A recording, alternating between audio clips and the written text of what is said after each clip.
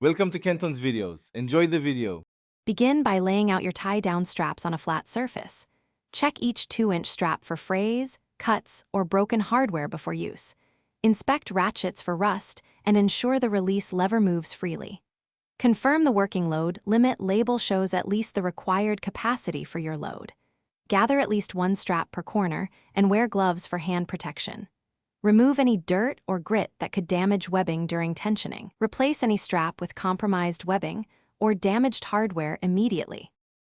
Position the load and identify strong anchor points on the vehicle or trailer. Anchor the hook to a rated tie point that can handle the load safely. Take the loose end and feed webbing through the mandrel of the ratchet assembly. Pull webbing through until it is snug and remove any visible slack manually.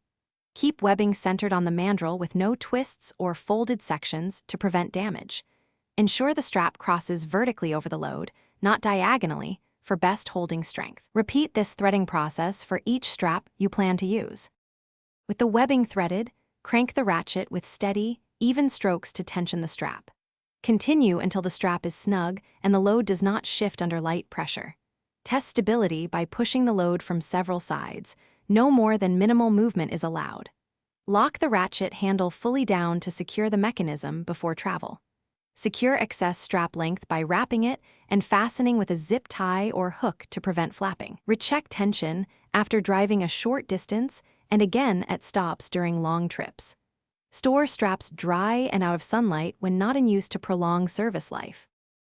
Thanks for watching. Consider subscribing if we helped you.